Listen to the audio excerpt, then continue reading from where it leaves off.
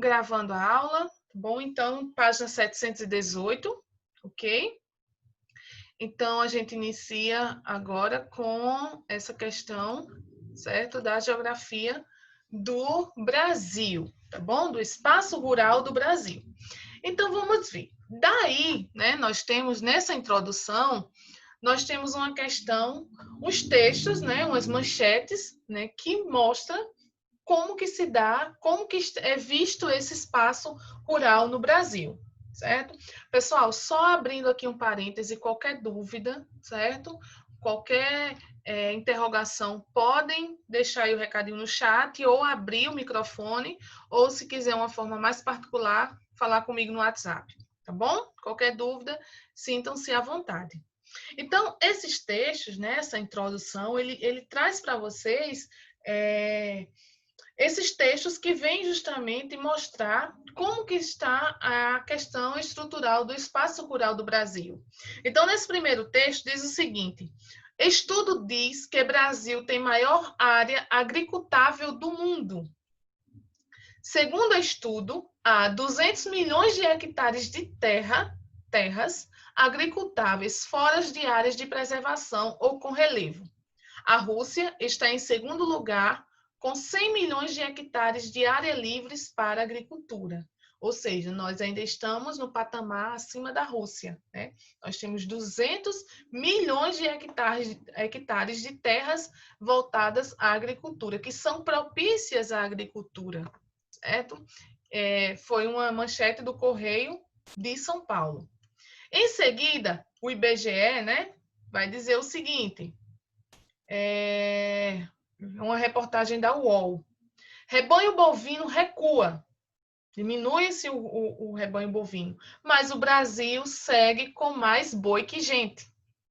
O nosso agronegócio hoje, a nossa agropecuária, né? A expansão da agropecuária hoje. Então, segundo o IBGE, apesar de uma queda de 1,5 milhão de cabeças, né, devido ao aumento dos abates pela indústria da carne, a gente sabe que o Brasil hoje ele é um grande exportador, né, de carne bovina do mundo. O Brasil segue com o maior rebanho comercial do mundo, com cerca de 213,5 milhões de animais. Então, essa questão do agronegócio, né, da agroindústria, hoje ela cresceu bastante. Mais precisamente, a manchete diz que o Brasil tem até mais boi, né, do que gente. Então, essa preocupação desse mercado externo tem crescido bastante nesses últimos anos. Então, essa matéria diz que, por mais que o rebanho bovino ele tenha diminuído, mas ainda tem uma grande proporção, uma grande quantidade de animais bovinos, certo? E essa outra matéria, né, diz o seguinte: combate estagna e 5,2 milhões passam fome no Brasil, afirma ONU. A Organização das Nações Unidas para a Alimentação e Agricultura, que é o FAO, e um grupo de agência da ONU, a Organização das Nações Unidas, revelam que o combate à fome no Brasil se estagnou. Será que se estagnou mesmo? A entidade estima que em 2017 havia menos de 5,2 milhões de brasileiros passando fome, uma mudança marginal em comparação aos números que vinham sendo apresentados nos últimos anos. Correio Brasiliense. Então, são matérias, né? São noticiários que ele contrapõe muito, é muito contraditório em determinadas falas, principalmente quando se trata da fome, né? Quando se trata da fome no Brasil. Nós vimos em aulas anteriores que o Brasil é um dos maiores produtores de alimentos, né? Um dos maiores exportadores de carne bovina, como a gente viu aí, o agronegócio, a exportação hoje, né, dessa expansão da agropecuária cresceu bastante, principalmente por o Brasil ser líder em exportação de carne, mas ainda existem muitos famintos, né? Então, o texto, a atividade aí, traz para que vocês descrevam o que vocês analisaram dessas três charges e em uma única palavra, né? Lógico que a gente vai montar um texto bonito, né? Um texto descritivo, crítico, porém, a gente mata a charada, né, desses 3 textos em uma palavra, que é justamente a desigualdade social.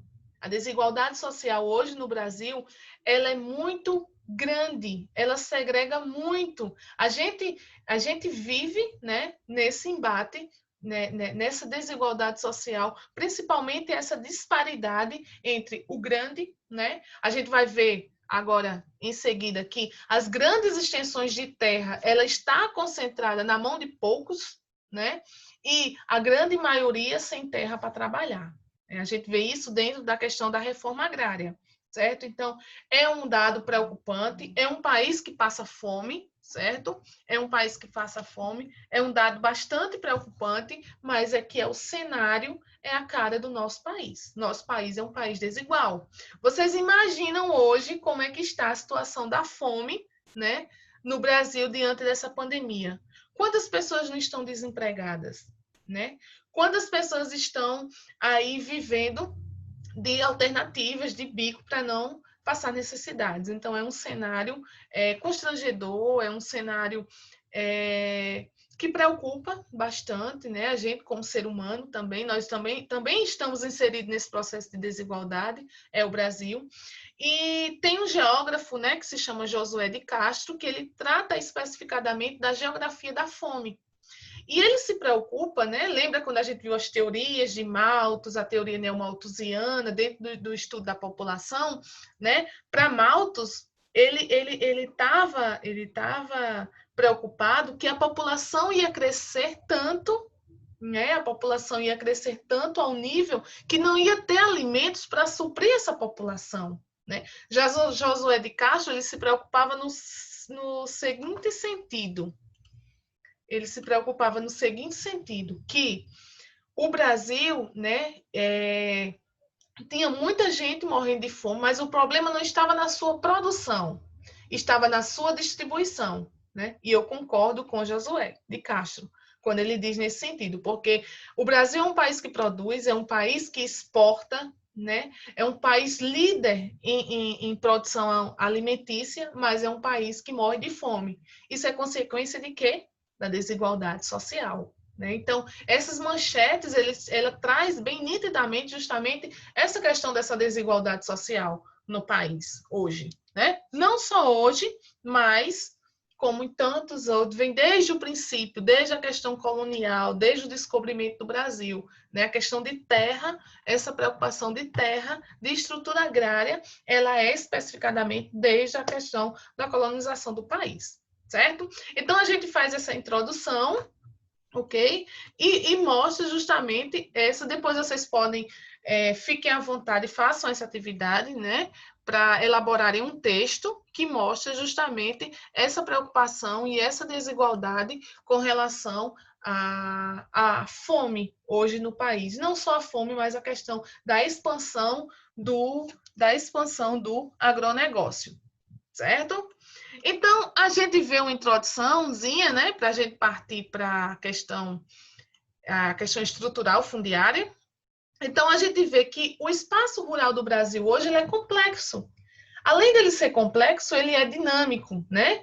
E não se refere apenas às questões agrícolas, não se refere só ao que produz, né? Ao que exporta, ao café, à laranja, a cana-de-açúcar, né? Mas a essa dinâmica estrutural que é o espaço agrário brasileiro, as suas lutas, né? As suas divisões sociais, as suas lutas de classe, né? As questões camponesas, a questão do MST. Então, envolve toda essa questão do espaço agrário brasileiro, não só a questão da produção agrícola, mas como está direcionado. Lembra que na aula passada nós vimos a questão do agronegócio, vimos a questão da expansão dessa agroindústria, né, como um setor do desenvolvimento econômico do Brasil, né, essa expansão da agroindústria, e de outro lado vimos a agroecologia, né, vimos o camponês, vimos o pequeno agricultor. Então, é esse embate, né, que torna essa estrutura agrária brasileira dinâmica e complexa também. Então, não há como pensar na formação do campo no país sem considerar seu processo histórico, né, de ocupação da terra e os conflitos sociais existentes, o desenvolvimento tecnológico, as relações de trabalho e os diferentes atores sociais presentes nesse processo. Então, quando a gente fala de processo histórico, né, a gente está falando justamente de ocupação territorial. Quando a gente fala de modernização no campo, a gente está falando de quem?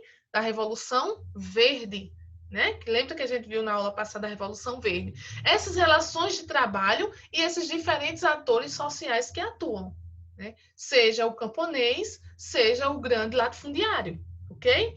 E a modernização do campo brasileiro, ocorrida a partir da década de 70, veja que a nossa industrialização ela é bem tardia, né? Essa modernização no campo vem caminhando e dando o seu apogeu, o seu início, né? Digamos assim, na década de 60 e vem crescendo, né? Vem crescendo até os dias atuais, até hoje, o século XXI, nós temos um campo bem modernizado, bem tecnologicamente desenvolvido e vem trazendo uma nova configuração social e econômica, né, para esse setor. De uma certa forma, ele segrega, né? Existe essa segregação social, essa divisão de classes sociais. A ampliação de cooperativas agrícolas, formadas por produtores rurais, né? E os investimentos nas agroindústrias possibilitaram uma maior integração da agricultura aos demais setores da economia, fazendo o Brasil hoje um dos maiores exportadores agropecuários do planeta.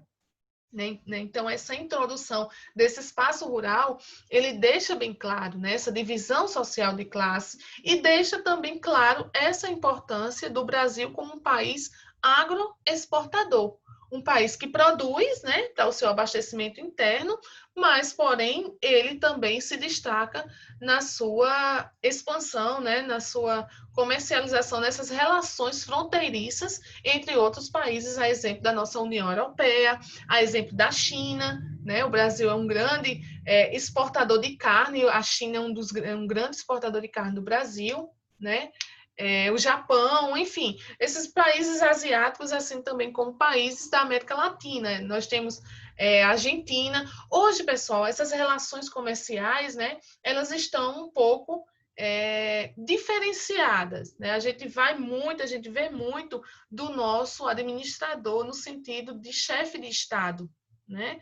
Vai muito das relações, dos acordos que os presidentes fazem, né? Então, a gente teve uma certa divergência aí, mas aí voltou atrás, viu que o Brasil não poderia perder economicamente, né? Então, houve uma certa recuada, se voltou atrás e o Brasil passou a ter essas novas relações, né, comerciais com os outros países europeus e asiáticos e da nossa América Latina também, ok? E a gente também não pode esquecer, nós já vimos em aulas anteriores, essa importância das atividades econômicas, principalmente dentro do extrativismo, certo? A gente sabe que o extrativismo, né, ela é uma atividade uma atividade econômica, né, que já vem, ela é histórica, ela vem desde a exploração do pau-brasil, né, a exemplo do extrativismo vegetal, até os dias atuais, né, sendo que a preocupação é o quê? É ser um extrativismo que ele é feito de forma sustentável, certo? Ele é feito de uma forma sustentável. A partir do momento que você impacta o meio ambiente, que você impacta a natureza, você está contribuindo para um desequilíbrio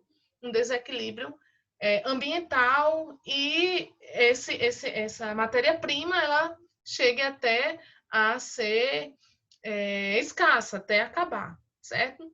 Então, a distribuição, aqui a gente fala do extrativismo mineral, né? O extrativismo vegetal, nós vimos nas aulas anteriores que ele vai ser mais presente não relativamente aos outros estados, mas a região norte ela vai se destacar bastante com relação a esse extrativismo vegetal, o babaçu, né, a seringueira, enfim, todos esses produtos eles vão ser importantes para o desenvolvimento do extrativismo vegetal na região norte, mas porém a gente também não pode esquecer dos outros estados em menor proporção. E outra coisa importante, a atividade mineradora dentro do extrativismo mineral, né? Destaca-se justamente essa diversidade de minérios. O Brasil ele é muito rico, certo? Nos seus 4 pontos, seus quatro pontos extremos, norte, sul, leste e oeste, né? Ele vai ter uma grande riqueza, seja minerais energéticos, né? Sejam minerais não energéticos, a exemplo da areia, calcário, argila, né?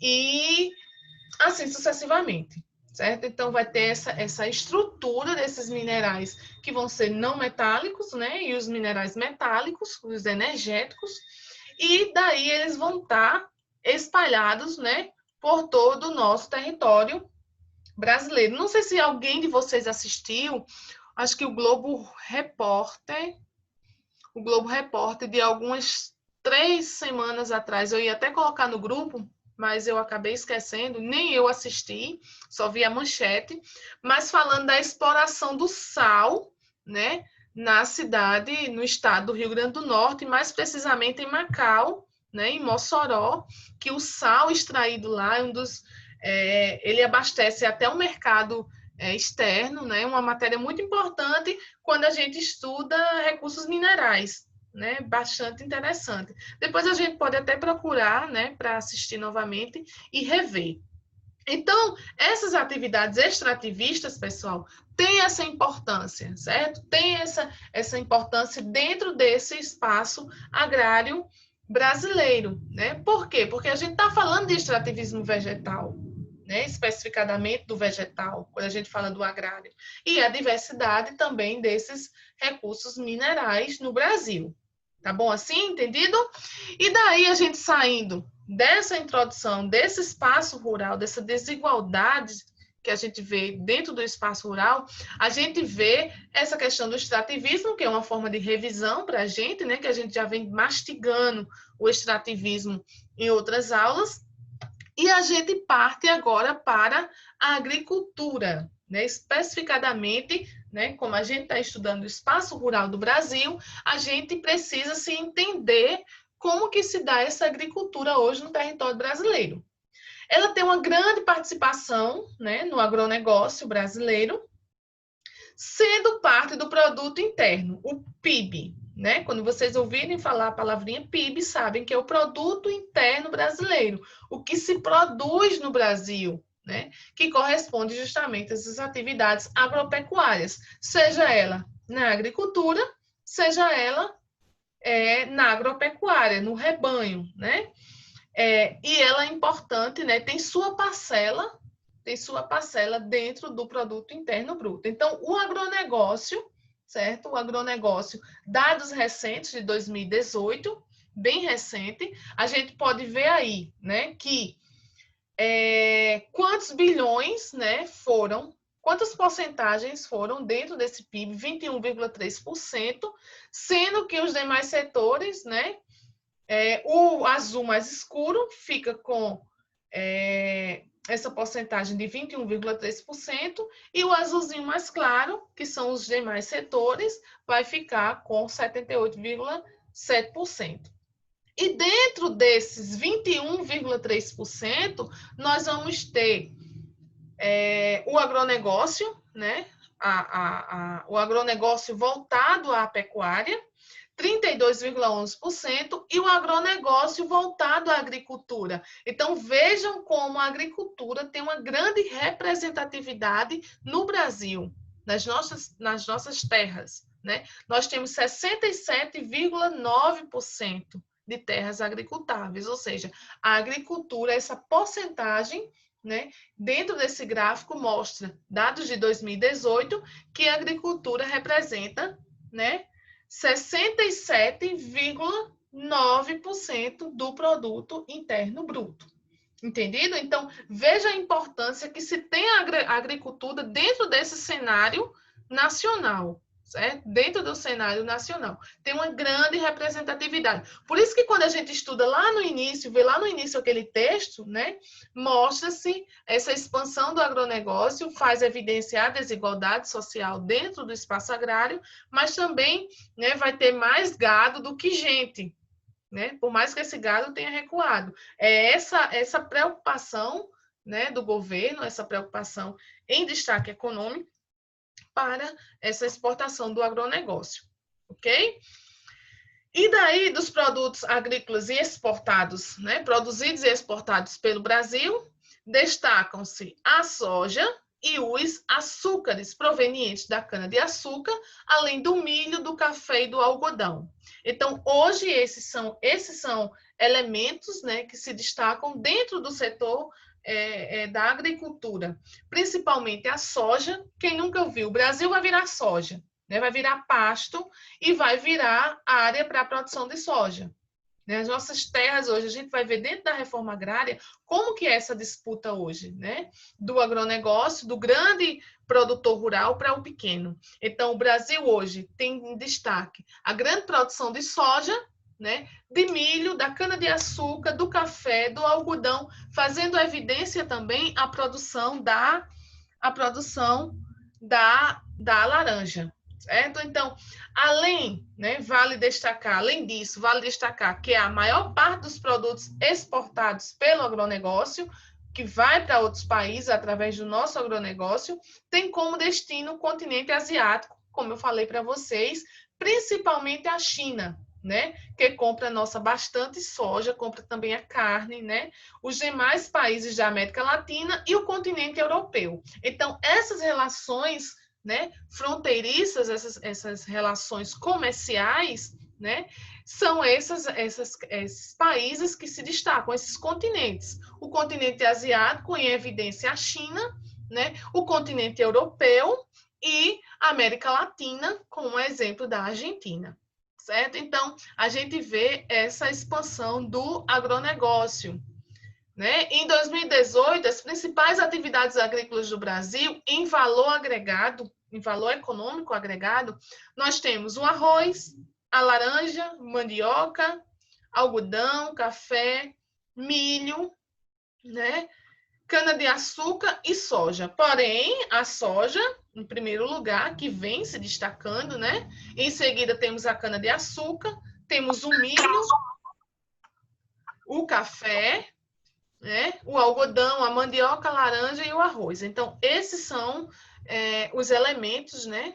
Os nossos produtos que eles estão dentro das atividades agrícolas do Brasil, que tem valor agregado, porque está dentro do agronegócio, né? São os produtos para exportação. Então, é bom vocês mencionarem, né? Porque como vocês estão no primeiro ano, né, já vão aperfeiçoando quando chegar no Enem, né, por mais que muitos façam por experiência, mas é bom a gente ter na nossa mente quando se fala de produção agrícola no Brasil, fazer menção a esses produtos, não esquecer, né, a importância desse agronegócio e como que é destinado esses produtos ao consumo interno, mas também à sua exportação. Entendido, meus lindos? Então, vamos prosseguir, certo? E daí a gente tem a pecuária, né? Se destaca também, como a gente viu no texto, né? A criação de gado, a criação do boi, né? Especificadamente, né? Da carne do boi, que é para exportação. Ela é hoje, essa expansão da pecuária, né, essa criação de gado, ela é também esse alicerce da nossa economia brasileira. Então, de um lado, a gente tem a agricultura e do outro lado, nós temos a expansão, né? Nós temos a expansão da pecuária, da criação do gado, né? Do gado de corte, para a produção do leite, para a produção da carne e seus derivados. E, consequentemente, com isso, a expansão da agroindústria, tá bom? E daí, a bovinocultura é uma das atividades mais importantes, né, para a movimentação econômica do país. A gente já tem deixado bem em evidência essa questão da expansão bovina, né, da bovinocultura dentro da pecuária. E aqui nós temos um quadro, né, que destaca justamente essa questão, né, da pecuária no Brasil em 2017, também um dado recente, né, em cabeças de gados. Então, a gente tem aí a carne bovina, que se destaca, em seguida a gente tem a carne de frango e a carne suína.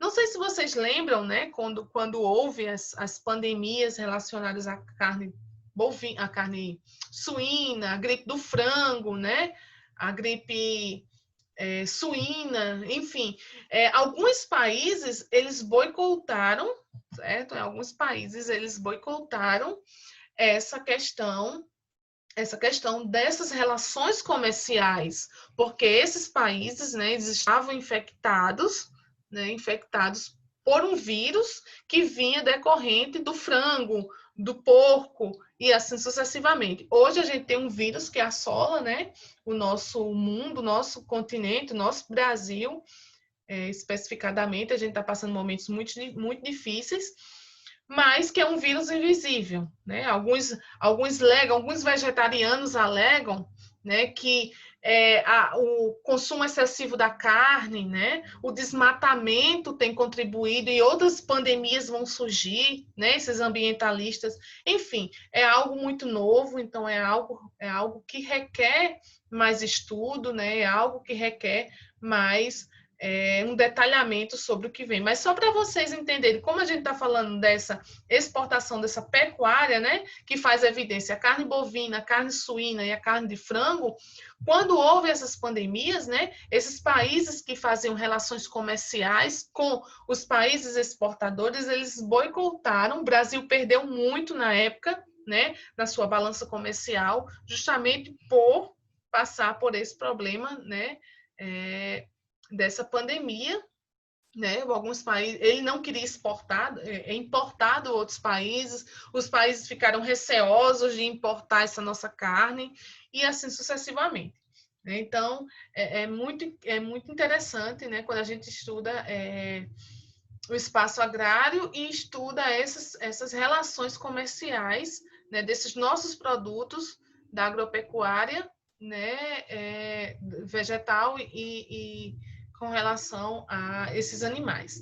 Então, a produção pecuária brasileira ela é favorecida pelas características naturais, certo? Do país, com grandes extensões de áreas, né? A gente tem um clima favorável, né?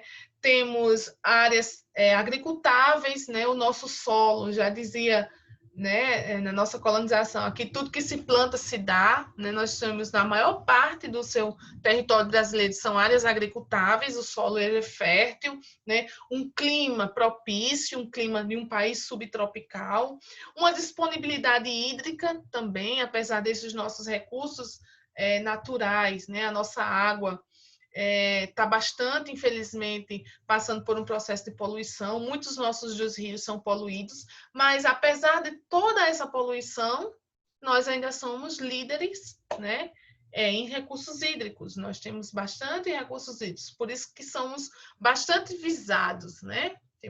Tem essa bastante interesse, principalmente o americano, né? Tem bastante interesse no nosso território brasileiro, justamente por conta dessa riqueza desses recursos naturais, ok? E por esse motivo passou o Brasil, né, o país, ele passou a investir também na produção de suínos, frangos e outras carnes, como de carneiro, avestruz e peru, para se inserir nesse mercado internacional. Ou seja, ele começou a diversificar, né? Ele deixou de ficar só no boi, no porco e no frango. Então, vamos diversificar, né, esse cenário agropecuário, vamos criar, já que aqui no Brasil tudo se dá, tudo que se planta se dá, tudo que se criar se dá, então vamos investir, né, nessa diversificação desses produtos voltados à agropecuária, ok? Então, a gente tem essa importância, né? Temos essa importância desse cenário agropecuário brasileiro hoje, né, voltado à agropecuária e voltado aos nossos produtos, né, vegetais. Então, pessoal, entendido, né, essa questão, como que se dá a agricultura hoje? Esse ranking, né, que está o Brasil hoje conhecido internacionalmente como um país agroexportador, um país que produz, né, que abastece seu mercado interno, mas que ele também tem uma economia, né, voltada, né, tem um mercado aberto, voltado a essas relações comerciais.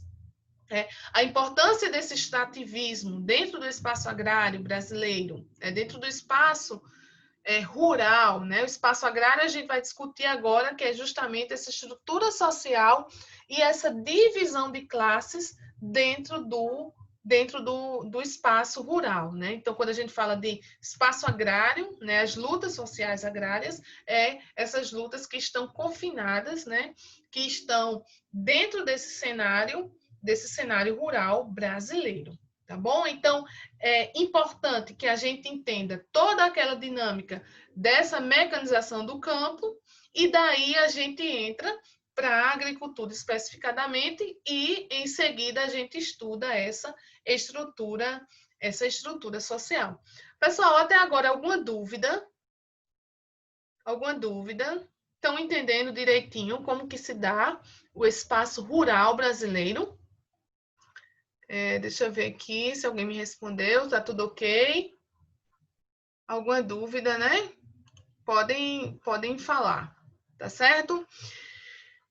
Então, saindo, certo, dessa estrutura rural, né, onde a gente estuda agricultura, a gente viu o Brasil no seu ranking, né? A gente entra para a estrutura social, certo?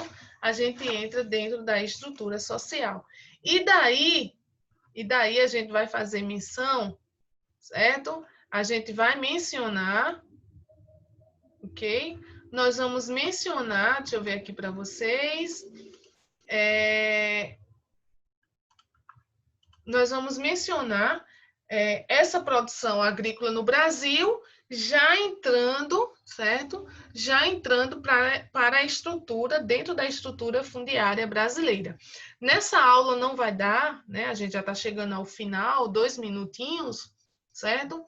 Nós não vamos dar para ver essa estrutura agrária, né? Esses conflitos sociais no campo, mas na próxima aula nós daremos prosseguimento. Certo? Então, aqui a gente tem um arcabouço, né, dessa produção agrícola no Brasil. De um lado, nós vamos ter os gêneros, né, os gêneros agrícolas, nós vamos ter o agricultor familiar, certo? E de outro lado, nós vamos ter o agronegócio para exportação. Esse agronegócio, ele vai gerar divisas, certo? Ele vai gerar divisas de classes de renda e, consequentemente, de classes sociais. E que é dentro desses gêneros agrícolas para exportação, né, que está inserido a agroindústria, que vai estar inserida justamente a agropecuária moderna. Que agropecuária moderna é essa? Agroindústria, né, a agroexportação, ok? E daí vai se gerar uma concentração fundiária, ok? Então, a gente entende esse pequeno agricultor versus o agronegócio, né? E daí a gente vai entender toda essa estrutura agrária brasileira, tá bom? Então, como a gente já está chegando ao final da nossa aula, ok? Muito obrigado por participarem, né? Graças a Deus, o primeiro ano super participativo, né? Qualquer dúvida, pode entrar em contato comigo, quem tem o meu WhatsApp, tá no grupo, certo? Fiquem à vontade para tirar as dúvidas. E na aula seguinte, a gente prossegue com a estrutura agrária, certo? No Brasil. Tem uma boa atividade hoje, certo? Vocês têm tempo, não se preocupem, resolvam com calma, certo? Vocês têm o dia inteiro para resolver essa atividade, certo? Depois eu vou ver as atividades online.